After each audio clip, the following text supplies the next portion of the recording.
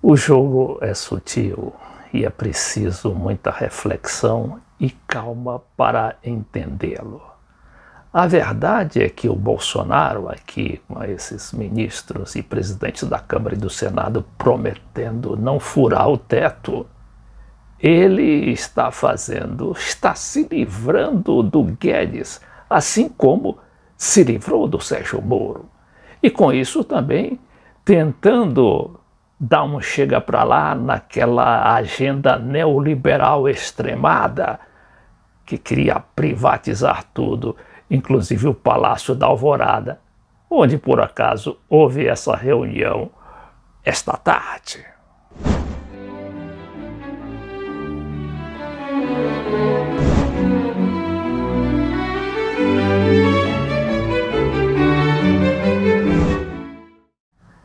Então, como eu disse, é preciso muita calma e reflexão para entender o que está acontecendo.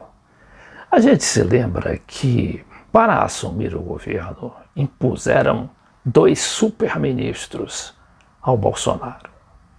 Primeiro foi o Paulo Guedes, que já vinha sendo declarado como o virtual ministro da Fazenda, muito antes de o Bolsonaro conseguir ser o favorito na campanha eleitoral. E depois, logo que o Bolsonaro assume, ele também recebeu a missão, aliás, no caso não foi a missão, foi a pressão violenta para indicar o Sérgio Moro ministro da Justiça e da Segurança, o que o Bolsonaro fez com muito prazer, porque, do contrário, ele não assumiria o governo, ou nem deixariam que o Bolsonaro fosse eleito. A gente conhece, né, esses poderes magníficos da mídia, do sistema econômico, do chamado mercado, que pode tudo, inclusive ou fraudar, ou dar um bom bypass no candidato não pretendido por esse grande sistema econômico. Bom, e aí o que faz o Bolsonaro? O Bolsonaro deixa o Moro assumir com todos os poderes, o Paulo Guedes também, e começa depois, aos poucos, a tirar os poderes do Moro. Se a gente prestar atenção, a gente vê a primeira jogada do Bolsonaro, que foi, não ele, Bolsonaro, mas o Congresso, que apoiou e aprovou uma emenda lá em alguns daqueles projetos que transferia o COAF das mãos do Moro para as mãos do Paulo Guedes e que depois acabou no Banco Central, que foi a transferência do COAF, aquele Conselho de Atividade Financeira que sabe da vida de todos os cidadãos brasileiros, pequenos ou grandes, porque acompanha passo a passo as movimentações bancárias de cada cidadão brasileiro. Ora, isso estava nas mãos do Moro. Por quê? No Ministério da Justiça, um assunto financeiro. Eu sei que o Bolsonaro passou aquilo para o Banco Central, não é? Através desse bypass aí, tanto do Congresso quanto dessa emenda. E aí o Moro ficou aos poucos pendurado na brocha. Bom, e depois o Moro foi aos poucos se esvaziando, brigando com o presidente, até se ver numa situação embaraçosa. Ou renunciava ou ficava muito desmoralizado e completamente esvaziado no governo. Bom, essa foi a história do Moro, né? O primeiro ministro, digamos assim, a ser deposto.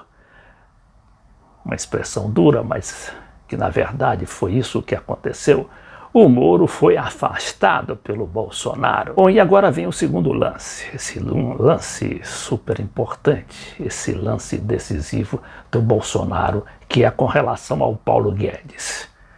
Ora, o Paulo Guedes disse ontem que o Ministério da Economia está em debandada.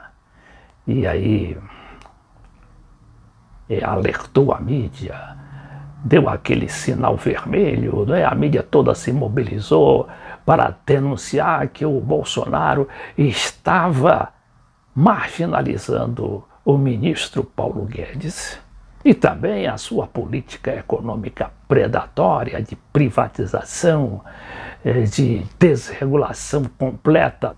E aí é um jogo bem mais sutil, não é? Porque envolve forças poderosíssimas, como essa força brutal do mercado e do sistema econômico.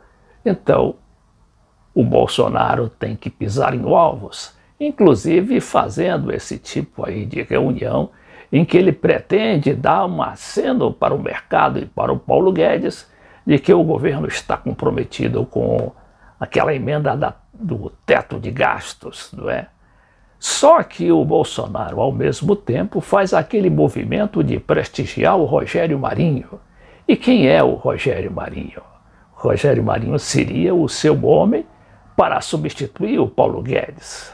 Rogério Marinho, aliás, foi um dos primeiros a abandonar a equipe do Guedes, depois que aprovou a reforma da Previdência, e foi para o Ministério dos Organismos Regionais, no qual ele está colaborando com a penetração da imagem do Bolsonaro lá no Nordeste e em outras regiões brasileiras mais desassistidas pelo governo. E aí, de repente, se vê que o Bolsonaro começa a ter penetração, a ser um dos favoritos candidatos na eleição de 2022, naquelas áreas ali do Nordeste e mesmo das áreas mais pobres do restante da população. Qual seria a jogada do Bolsonaro? Deixar o Paulo Guedes se esvaziar, né? E pegar o seu boné e ir embora, como ele tem muitas vezes prometido, o Paulo Guedes. E a partir daí ele indicaria um homem da confiança do mercado, que é esse Rogério Marinho. A gente não pode esquecer que ele foi um dos autores também da reforma trabalhista do Temer, porque atuou decisivamente no governo Temer e em todos os governos golpistas depois da queda da Dilma.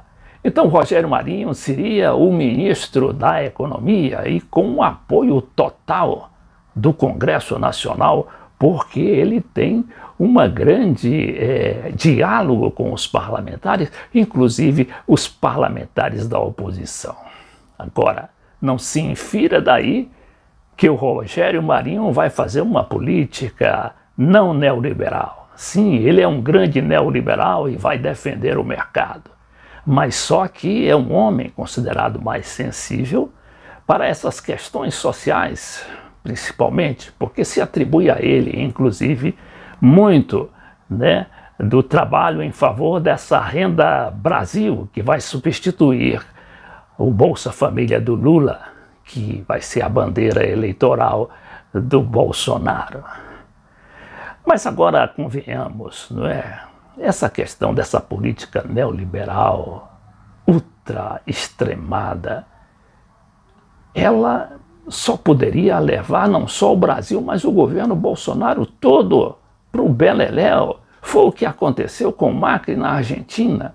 Vocês viram que agora o Macri, né, depois de ter perdido para Cristina Kirchner e para Alberto Fernandes, naquela sua intenção de se reeleger presidente da República, ele que deixou o país no caos por causa daquela política econômica neoliberal que não chegou nem aos pés da política do Paulo Guedes.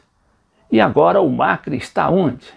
O Macri foi para a Europa e dizem que num exílio dourado, porque já não tinha mais como ficar na Argentina. Tal são as pressões, não é, da justiça e mesmo da população por causa do estado de coisas em que ele deixou o país. Aumentou a pobreza para quase 45%. E desvalorizou a moeda, né, prometendo que iria trazer investimentos, e culpava a presidenta de então, a sua antecessora, a Cristina Kirchner, por todos aqueles problemas, e se viu que o grande culpado era mesmo ele. Ele aí pegou o boné, está na Europa com a família e dizem que não volta mais. Mas vamos ouvir o Bolsonaro nessa reunião aqui, ele todo compungido, dizendo que vai obedecer a tal da emenda do teto. Nós respeitamos o teto dos gastos, queremos a responsabilidade fiscal e o Brasil tem como realmente ser um daqueles países que melhor reagirá à questão da crise. Assuntos variados foram tratados, como privatizações, outras reformas, como a administrativa, e de modo que nós nos empenharemos, mesmo no ano eleitoral, juntos, para buscar soluções, destravar a nossa economia e colocar o Brasil no local que ele sempre mereceu estar.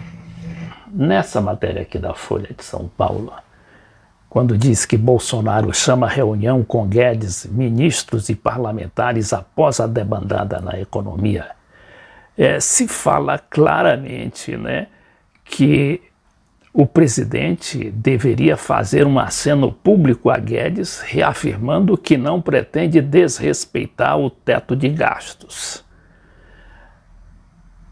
Ele também anunciou uma outra mudança no governo, que a troca do líder do governo na Câmara, no Congresso, Major Vitor Hugo, do PSL de Goiás, pelo deputado Ricardo Barros, do PP do Paraná, outro homem do Temer, né? Isso é importante ver aí o Temer novamente influindo nas decisões do Bolsonaro. Não foi por acaso que o Bolsonaro foi se despedir do Temer, o enviado especial do Brasil a Beirute. E o que mais? A reunião foi convocada um dia após ocorrer uma debandada, entre aspas, na equipe do Ministério da Economia e Guedes deixar mais explícita a divergência com colegas da esplanada. Ou seja, eu não aposto mais minhas fichas na permanência do Guedes no Ministério da Economia.